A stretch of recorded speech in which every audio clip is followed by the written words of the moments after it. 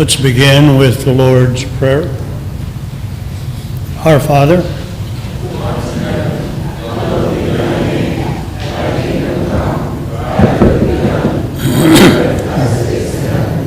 give us this day our daily bread, and forgive us our trespasses, as we forgive those who trespass against us. And lead us not into temptation, but deliver us from evil. Amen.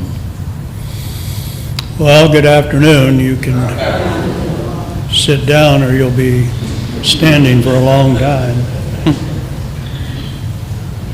Welcome to the however many times we've been doing this.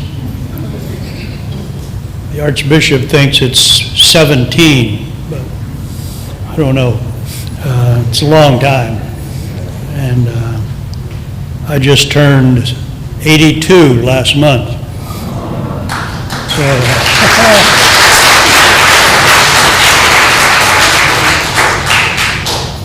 I didn't know people lived this long.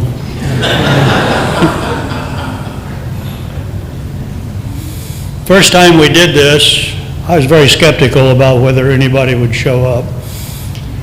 But I decided we'll do it on shortest, skinniest gospel there is, which was the Gospel of Mark. So we did some things on the Gospel of Mark. I don't use a lot of notes, so I don't go back and remember what it was I said. But I'm sure it'll be a little different. Going to use Mark again this year. And that's because it's the gospel we're using for Sunday readings in church. Also, next Sunday, Palm Sunday, we will proclaim the entire Passion narrative of Mark, chapters 14, 15, and 16. And so this week might be a good preparation for when we hear that entire Passion narrative composed, read out loud. Mark is important because of a variety of reasons. It's the oldest gospel written. It was written about the year 70. Keep in mind, Jesus died somewhere in the 30s. So between his death and the year 70, this material was not in any kind of real written form. There was what people understood to be a gospel. Before anything was written down, you would hear people like St. Paul and others refer to the gospel, but they were talking about the oral communication of the gospel, and the gospel was basically a very clear, short message that the kingdom of God has now appeared among us and is available for us to embrace if you're tired of living according to the kingdom of Caesar, which in those days most people would have been. So Mark is known as the gospel that was written around the destruction of the big Jerusalem temple, year 70, when the whole city of Jerusalem, if you remember, was burnt down. That was an immensely traumatic experience for both the Christians and the Jews. The material circulated orally. If you and I would have been alive at the time, and we would have been believers, let's say, and we would have wanted to teach some other people about this new good news that we have heard about Jesus of Nazareth, who we know recently was killed, and there's a number of us who say he didn't stay dead. There's even a few people who say they've seen him, and so we're following him. We want that message to get out. And so if you'd say, well, how did you do that? Well, they gave us some material. Some of it they made us memorize. And we don't know how that ended up. You know how memory works. It might have been this way or that way, but we did it. And then they started to have written down some little stories, like little vignettes of Jesus. They seem to be collected maybe by category, as much as we could tell, You could say, well, I got this little sack of miracle stories. And if somebody would say, well, that's interesting. Did Jesus say those? Did he do all those? Oh, no, they just gave me the sack. I guess he did. Oh, that's interesting. You'd say, I didn't get any miracle stories. Well, what did you get? I got these little funny things called parables, short little stories, you know. They think you think you know how they're going to end up, and then they don't. So I got a bunch of those, and on and on. Some people would say, well, I got stories about Jesus being in arguments and controversies with the scribes and the Pharisees. So this is how the early Christian message would have been circulated. It could have been that someone could tell a story over here and we could say, I never heard that. Well, that was in his little or her little sack of stories. But there wasn't any organized way of putting it all together to sort of tell a major story.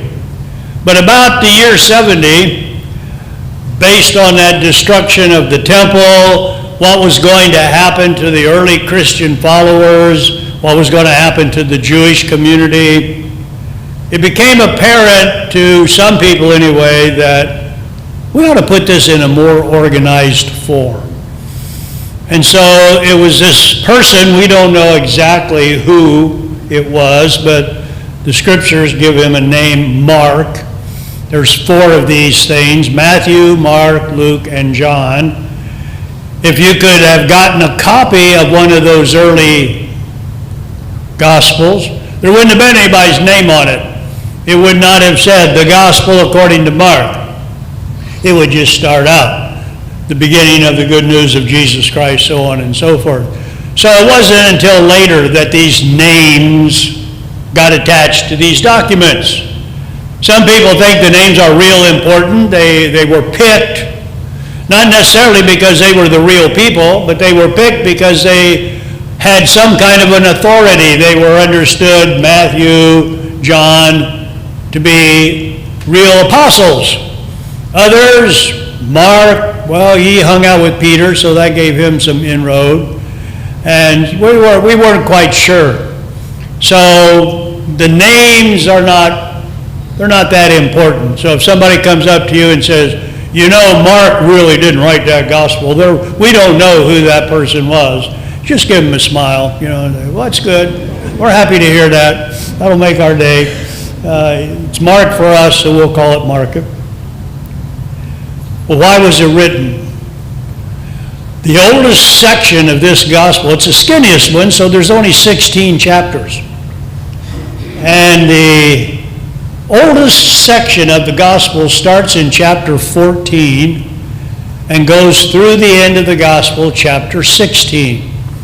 Chapter 16 has 8 verses. And the final verse, verse 8 of chapter 16, is the strangest in the entire gospel. It has caused more consternation than almost anything in any of the gospels. So much so that if you have a Bible and you look at the Gospel of Mark, you're going to tell me, well, it doesn't end at chapter 16, verse 8. In my Bible, there are 2 other endings. That's right, there are. But whoever wrote the first 16 chapters is not the same person that wrote those 2 endings. Those 2 extra endings were written because people couldn't understand why Mark closed the gospel the way he did. Their assumption was, well, he didn't, so we'll do it for him. And so they dug around in John and they dug around in Luke and they put a few things together, and that's where we end up with you can handle snakes and you can drink poison and do all kinds of weird things. That's not Mark. He's not interested in that sort of stuff. So we had to get this underway. Here's how the gospel ends. We'll talk about it later in the week. The women have gone, and they've gone to the tomb, you see. They're the only people left in the story. When we get to the end of the story, they're the only ones left who know factually where Jesus was buried. So they're going to go there, they think, to anoint the body. And on the way, there's this big discussion, well, who's going to roll away the stone? And it's very big, and all of that stuff. And they get there, stones rolled away. And they're looking in there, and there's this guy in there, young man, and he says, oh, I know what you're looking for. You're looking for Jesus, aren't you? Well, don't worry, he's not here. He's been raised up. Look, there's all his clothes. You left him here. He's been raised up. He's going ahead of you into Galilee, like he said, and he'll meet you and Peter there. So hurry up, get moving. He's not here. He has been raised from the dead. Now that's the gospel message. He has been raised from the dead. The only people who know it in the whole world are these women. And so we're holding our breath, watching, waiting to see what they do. And Mark says, and they said nothing to anyone because they were afraid. The end of the gospel. To which people say, what do you mean the end? That's no end. Well, it stopped there then. Call it what you want. Well, that's a dumb ending. I mean, what happened? Well, we'll have to wait and see. So part of what we're going to be talking about this week is how did Jesus end up on a cross?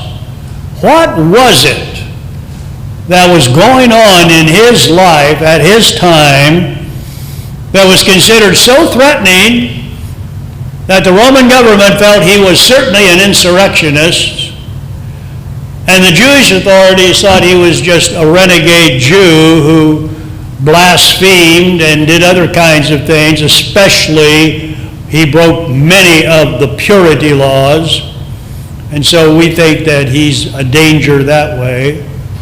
So how did that come about that he did that? What is it that he did that would make him so threatening? Well, you read the gospel, and it'll start out with Jesus doing miracles, exorcisms, and then by the time you get to chapter 4, he's doing parables, sower went out to sow and all that kind of stuff. When you get done, you have to say, well, he did two things, I guess. One, he just walked around and talked. He maybe went 65 miles north or east and west, 150 up and down. Not very far really, but all he did was talk. Just talk, huh? Well, he did another thing too. He healed people. He could cast out demons and he could heal people who had illnesses. He seemed to do that a lot. But you'll notice when he does that, he never seems quite comfortable doing it. He does it to all kinds of different people. He starts out, of course, with an exorcism, casting out a demon. He even goes over to Simon's mother-in-law who's sick with a fever. The first woman in the gospel to be healed. She lifts her up, that sort of thing. So, but when he does it, every once in a while, well, even more than every once in a while, he'll do one of those things. And then he'll say, don't tell anybody I did that. Well, why not? Why? What? That's what we want people to know. Of course we're going to tell people. We're going to tell everybody. No, don't do that. Well, why would he say that? Well, primarily he would say that because he felt, in fact he knew, that that's what was going to impress people. And because they're going to be impressed by his ability to do miracles, even though he was not the only person who could do miracles. At that time, the common understanding was anybody who's holy potentially can do a miracle. Because a miracle involved mediating the power of God for some good.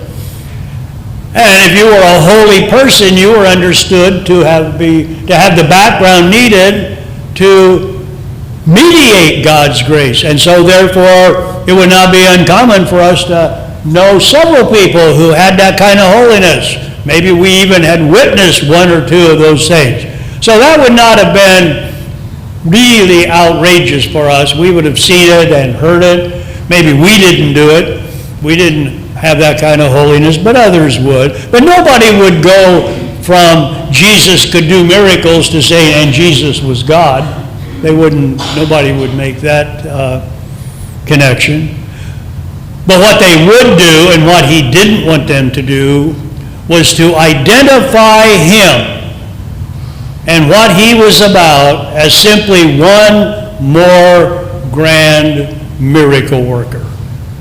And he was afraid because his disciples love these miracles because they love power and honor and glory and fame. And he isn't interested in any of those things. As soon as he starts out and everybody says, wow, that's great. His disciples say, well, yes, let's set up shop here. This is going to go good. This is going to be a business. Let's go. And they can't understand it when he says, we're getting out of here. We're moving on. This is not what I came to do. This is not who I am. Well, and who are you? I mean, it looks pretty good to me. But that brings up another issue that was going on at the time, discipleship. What's it mean to be a disciple? Who were those fellows that Jesus called to be his followers? He seemingly never thought it was going to be just himself alone. He always, from the beginning, seemed that he was going to have followers, helpers. He gave them the power to do what he did. So in that sense, but they love the power, but they don't seem to be enamored with the service. When he starts talking about service and be number N, so you can be number one, not any of those kinds of things. If you want to be first, you got to be last. Stuff that we don't believe in either. But those people heard that and said, no, that's not how it is. We want to be number one. We want to get out there and get on top, get this thing moving. And they couldn't figure out what that meant. So here's what Mark does when he treats discipleship. He says, here's how I'm going to work this thing, so pay attention. I'm going to show you how not to be a disciple.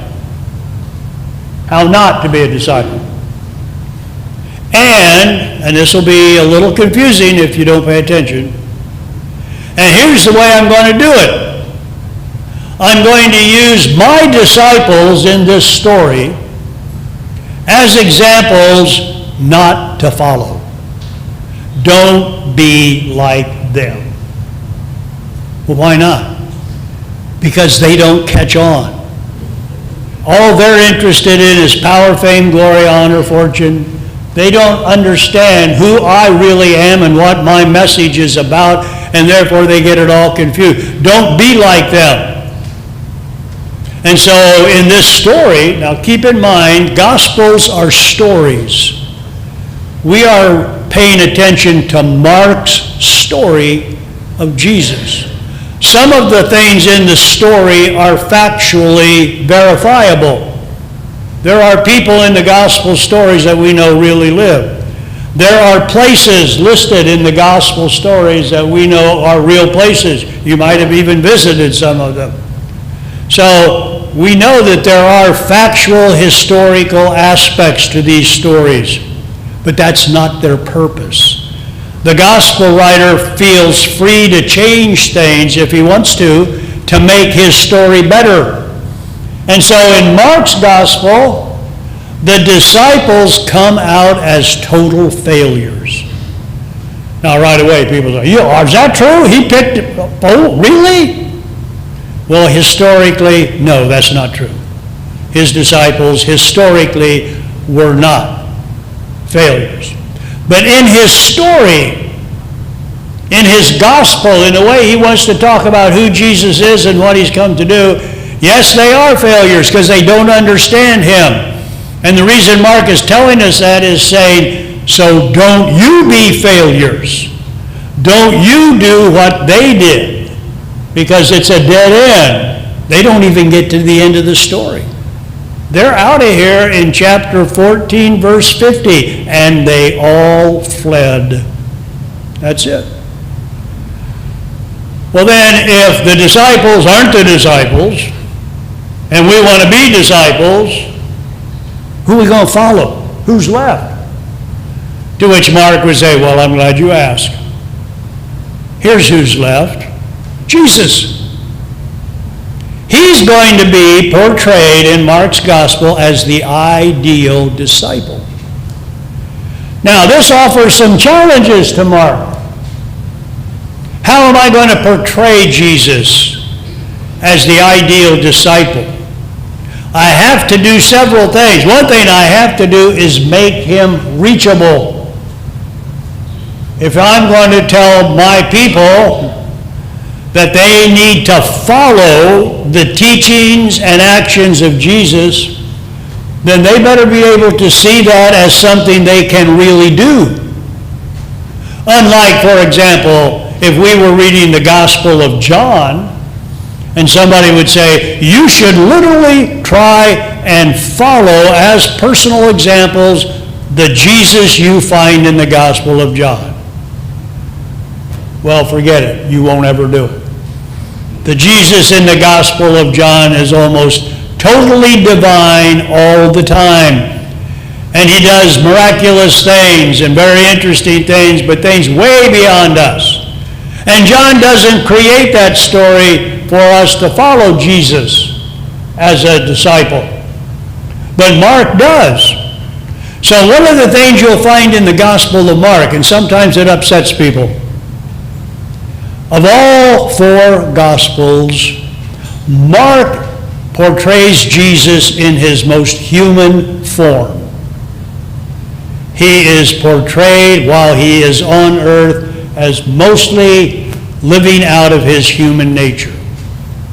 Now remember what at least the Roman Catholic Church teaches about this. Going back to 451, a place called Chalcedon, in which there was held an ecumenical council, which is the highest teaching form in the Roman Catholic Church. That council was called by a bunch of people who wanted to do several things, two especially. They wanted to get rid of the humanity of Jesus. They wanted to say he wasn't really human. He was totally divine, period. And they wanted to make Mary divine. That was their goal. They made a serious mistake. They forgot the Holy Spirit oftentimes shows up at these meetings. That's what happened there. So what came out of the meeting was just almost the opposite of what those people who organized it thought it would be. Council of Chalcedon 451 teaches, we believe that Jesus is fully human and fully divine. And we believe that Mary is the mother of God, but she is not divine. And so that is our official teaching. St. Paul and St. Mark both will show us Jesus mostly in his human form. Now, Mark is doing that because he wants to say, I want you to be able to follow this Jesus. So one of the major themes running through the Gospel of Mark is suffering. And that was because many of the people in the community that Mark was writing for had suffered a great deal. They had suffered from the Roman Empire. They had suffered from some of the Jewish officials. So they were getting a little worried. How much of this are we going to have to put up with? How can we survive with this suffering? And what form does the suffering come in? And this is kind of the interesting part. Mark just doesn't say it comes in just pure, old, hardcore, you're going to get beat up till you die, that kind of suffering. Physical suffering that just, does you in. There was that, no doubt. But that's not the kind of suffering Mark wants to talk about. Mark wants to show us one of the major forms of suffering Jesus had to undergo was rejection. And not just rejection, but rejection by those very people that he should have assumed would help him through thick and thin. And they didn't. And he sets that out in 4 major events, 4 major rejections. It starts as early as chapter 3, where he's just done, we'll look at it in a minute, he just did an exorcism, but he did it in a way that we knew he was going to get in trouble. He was in the synagogue. Okay, strike 1. It's the Sabbath. Strike 2. The man he wants to heal is not in danger of death. Strike 3. No reason whatsoever under the sun you should heal this person now. Wait for a day, go find him, bring him back, do the business then. Not now. And it said, he looked at those people in anger. This is part of the humanity of Jesus. Mark shows his emotions. Mark shows Jesus angry, upset, depressed, all of those kinds of things. When Matthew and Luke are looking at Mark's gospel, and apparently they did have a copy, they didn't like any of that stuff. Any opportunity they got to airbrush out the emotions of Jesus, they would do that. Not Mark. Mark says, no, that's all part of the real Jesus. So rejection. He heals this guy, and the people there are really upset about it. Next thing you know, his family, mind you, not strangers, his family comes to take him away. And the text in the gospel says, because they thought he was crazy. Really? His family thought he was crazy? Well, yeah, who else would do what he did? A sane person would not go on the Sabbath in the synagogue to a guy who doesn't really need that much healing right at this moment and defy his authorities right there in front of everybody and what? Assume he's going to just walk away? Well, he did just walk away. But then there's this little notation at the end, and from this point on, they sought ways that they might kill him. So the attitude that Jesus has to go started very early. It didn't start just at the end of the story. It started very early. Chapter 6. He's not gone home since he left Nazareth. And that wasn't a great scenario. He was in Nazareth, a little bitty town, you know, mile or so from another town called Sepphoris. Sepphoris was being rebuilt by Herod. Herod loved to build things, and so he was rebuilding Sepphoris so that it would become in the area something like a new Las Vegas would be. You know, whatever happens at Sepphoris stays at Sepphoris, that kind of. But the interesting thing about that was most of the men who lived and were capable of doing any work who lived in Nazareth would work over in Sepphoris because that's where the jobs were. So Jesus had this opportunity for 30 years at least of seeing how the real rich lived and then of seeing how the real poor lived. Some say it might have been those experiences of the radical ways of rich and poor that sort of, humanly speaking anyway, toned his consciousness to always be very, very sensitive to the poor and the downtrodden and those who don't seem to have enough. He has a special concern for all of that. So now, he just one day just left. We don't know why, but next thing we heard, he was up north, went up, around Capernaum, and then we heard this stuff. I don't think we believe it, but we heard it. He's up there preaching. Now, he never preached when he was here. We never heard him say much at all, but he didn't preach, that's for sure. And we are hearing that he's doing miracles. Well, he never did any miracles here. And he certainly could have. We have a lot of people that he could have helped. If he can do miracles, why didn't he stay right here at home and do miracles? Why did he have to go up to Capernaum? What's he think he is? Now I suppose he's going to come back here and tell us how backward we are and how forward he is and tell us how much we don't know and all that kind of stuff. That's a rural mentality. That's where I live. I lived in rural mentalities all my life. We don't like anything big. We don't like big government, big education, big church, we don't like anything big. We don't like our kids leaving, because when they leave, they tend not to come back. We don't like people talking about how backward we are, and how we need to get on with this, and how the world's passing us by. We don't want to hear that. This is where we live. This is what we love. This is how we understand the world. This is how we understand ourselves. If you don't like it, well, you don't have to be here. But don't come and mess around with our people. But they do. We do, you know. But that would have been the Nazareth mentality. And so when he went home, they're not real open to him. They're not thinking, oh, this will be wonderful. What a reception he'll get, because he's been gone. And no, it's, what's he think he's doing? Why didn't he just stay up there? He doesn't have anything to tell us. We don't need him.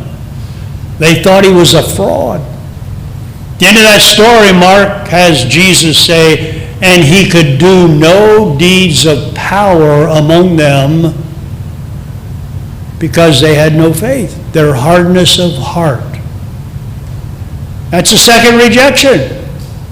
You would have thought his family would have at least accepted him in. Maybe they don't like what he's doing, but generally your family, that's where you have to go, where they take you in.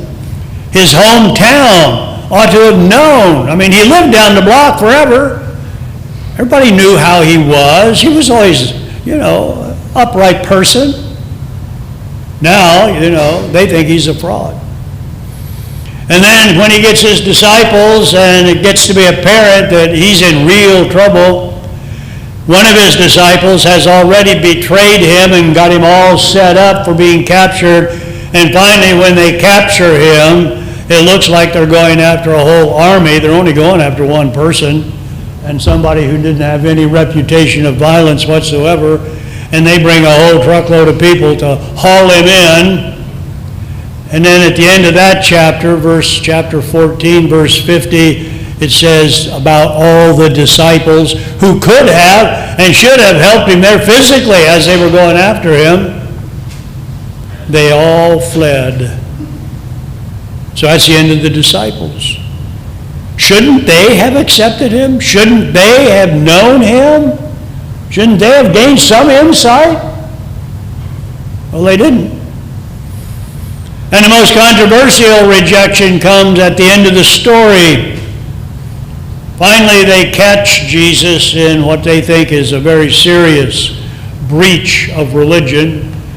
He went into the temple, and he saw all the stuff going on there. He did what is called a prophetic action.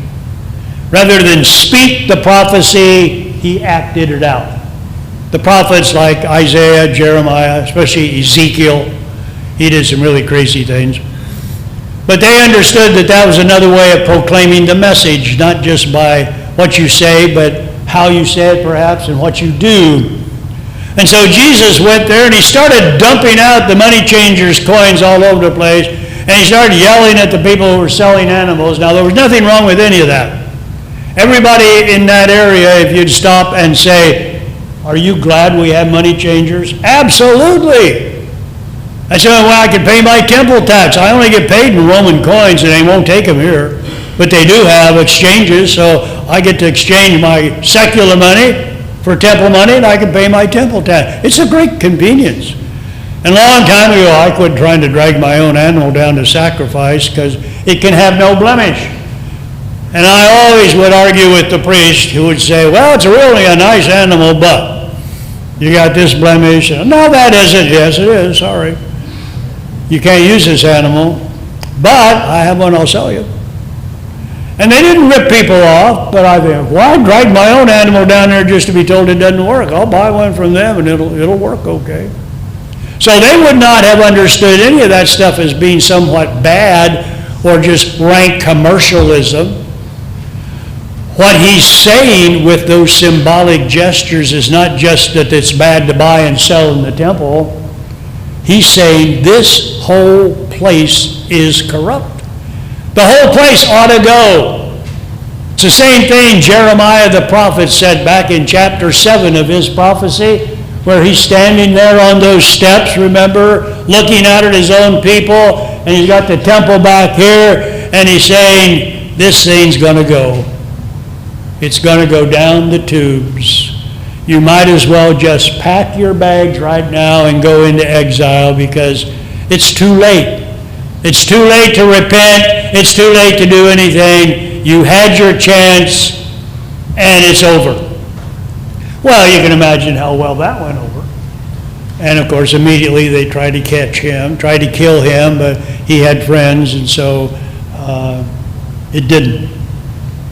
Well, the authorities, both Jewish and Roman, consider this prophetic action to be very dangerous. So they decide now he has to go. He has to go. And so they capture him, flog him. We'll talk about this toward the end of the week. And hang him there. He's on the cross. And he's looking out. And what's interesting is what he says. He says, my God, why have you forsaken me? Now that's a quote from Psalm 22. And it's a lament. And so as Jesus is now hanging on the cross, he's about to die. He's been rejected by his family, his hometown, his disciples. Could it be that even God rejects him? Now in his human mode, that's probably what he thinks. That I've done all this for nothing. And where were you, God, when I needed you the most? My God, why have you forsaken me? Now here's the way people get around this, in case you're looking for a way. They say, well, you know, a lament is a specific kind of form. When you're talking about a lament, what you do is you use the first part to tell people how bad it is, how you're suffering, how you're doing, whatever it is. But then about halfway through the lament, something happens. We're not told exactly what, but your tone changes. And rather than continuing cursing and all that stuff because how bad it's been for you, then all of a sudden the tone changes to something positive. But in fact, God, you have been with me, and I love you, and I will forever, and on and on and on. So it ends up on kind of a happy tone. Many of the commentators say, well, Jesus knew that, and he's really ending up on that happy tone. But he's just going to say the first verse of the psalm, and then say, well, you guys can fill in the rest, and then you'll see that at the end, it'll be okay. Well, that's a stretch. That's kind of a stretch till it breaks, meaning that doesn't work. That's not what he's thinking at all. The important thing is, isn't it interesting, while Jesus probably thinks God has forsaken him, his final words are still a prayer. Jesus never forsakes God, not even while hanging on the cross thinking, this is it, it's all been for nothing. Now immediately after he dies, the moment he dies, Mark tells us immediately, the curtain in the temple was torn in two, which means that Jesus' sacrifice was fully accepted by God. Whatever it was that divided us from the insiders to the outsiders, Jesus has totally wiped that division away, and we now all have a new possibility and a new way of life. And he was not rejected, actually, but that's the way he felt. 4 major rejections. Now the reason Mark wants to do that is because if he would say, no, let me tell you, the real suffering of Jesus was when they took those razor-sharp whips, with the endings on those whips, and they kind of beat you to death if you didn't die then they took you out, and what was left of you, okay, they tied you up and hung you on the cross, and Jesus was there for several hours, and then he died. And that's his real suffering. Well, no doubt that's suffering. Nobody wants to underplay that, even though He was there a relatively short period. The archaeologists say there are records seemingly that would show some people hung like that for 5 days on the cross, and that's real suffering. But what Mark wants us to say is that's interesting to us, and we can certainly empathize with that, but we can't relate to that. Hardly any of us here are waiting until the time when they tie us to a pole and start whipping us with these big whips with sort of these metal ends. We don't think that's going to happen to us. We also have no idea what it would be like to hang on a cross. And none of us think we will ever hang on a cross like that. That's not something we can relate to. Therefore, when we say, people say, well, you need to enter into the sufferings of Jesus. Well, what does that mean? You're supposed to try to crawl back on that cross and somehow imitate what he did? Mark says, no, that's not the way we're going to do it at all. I'll show you another way. Here is the kind of suffering that Jesus underwent that almost every other person undergoes.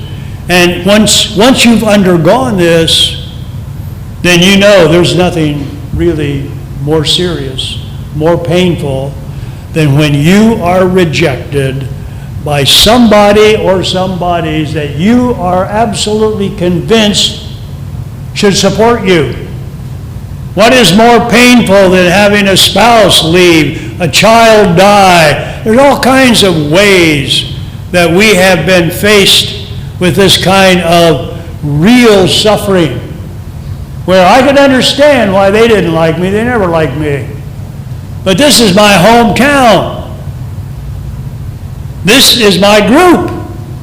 This is my family.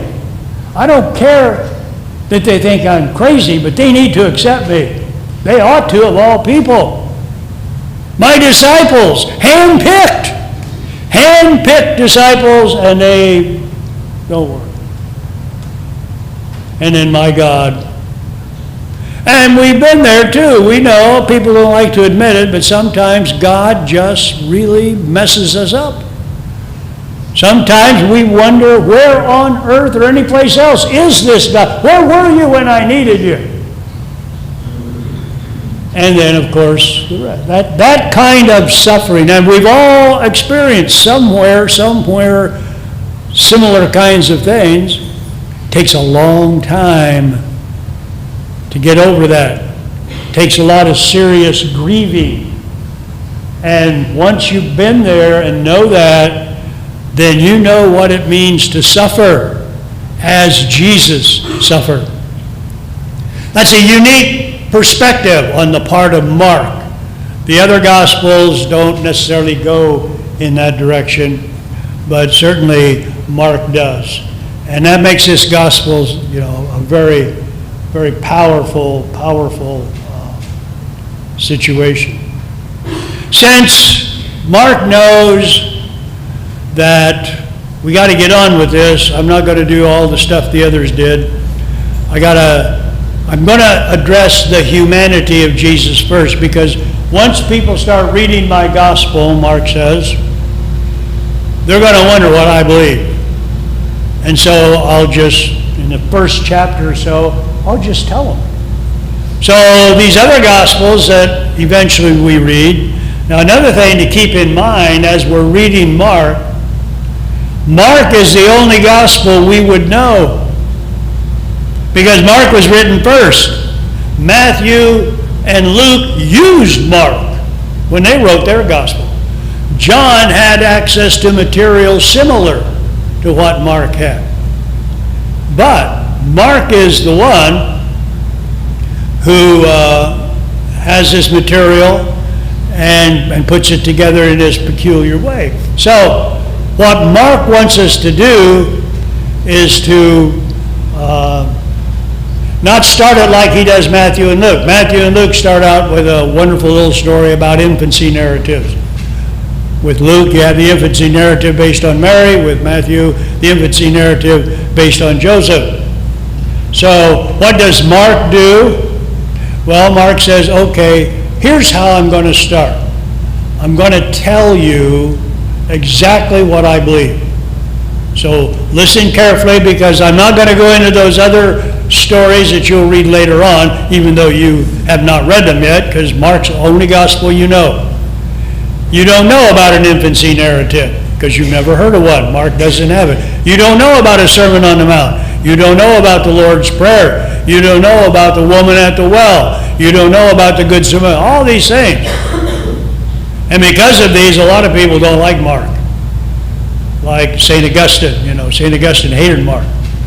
St. Augustine said, I cannot imagine why anybody in their right mind, or even not in their right mind, would read that silly Mark when you have this brilliant Matthew.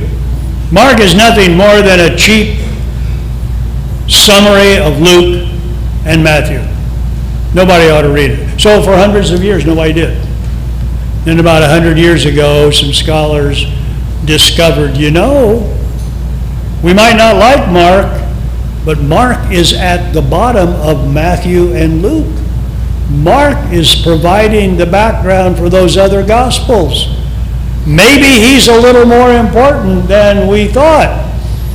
Maybe he's not the backwater person that Augustine thought. And so the scholarship developed, and today people have a whole different attitude toward Mark. Mark today is understood as really creative theology. So here's how the story begins. The beginning of the good news of Jesus Christ, the Son of God. That is a profession of faith. Mark is saying, okay, here's how we're going to start. I'll tell you what I believe. I'll tell you what I believe about Jesus. So pay attention, because you're going to want to know, does he really believe Jesus is God? Does he believe Jesus is divine? And because of the way I'm going to formulate my story, you're going to think at times, he really doesn't believe that Jesus is divine. Well, remember what I'm telling you from this very first sentence on. The beginning of the good news of Jesus Christ. Christ is not his last name. Christ is a profession. Christ is the anointed one. It's a title for the Messiah, the Son of God. And then he'll go on. Now he knows you won't remember that. So in a few verses, he's going to show you Jesus at his baptism. He'll remind you again about what he said in his opening line.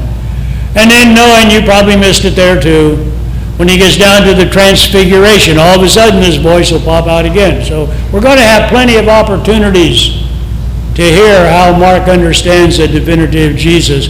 But in and under all of this will be the understanding that it's his human mode that we're looking at here, and that is as important as his divinity. So tomorrow we're going to look at some of these opening things, especially his programmatic statement that is an outline of his whole gospel. It's a skinny little gospel, 16 little bitty chapters. You can read it between here and your car. So if you want to really treat yourself, I always tell people this, nobody believes me, but if you want to see it or read it, hear it, understand it like you've never done before, sit down and read it beginning to end. 16 chapters, you can do that. And read it as a story, characters, plot, intrigue, all of those kinds of things. Don't read it as a body of doctrine, because it's not a body of doctrine. It's a story about how Jesus is the Messiah who ended up on the cross. Perfect ending, right on time. Glory be to the Father, and to the Son, and to the Holy Spirit.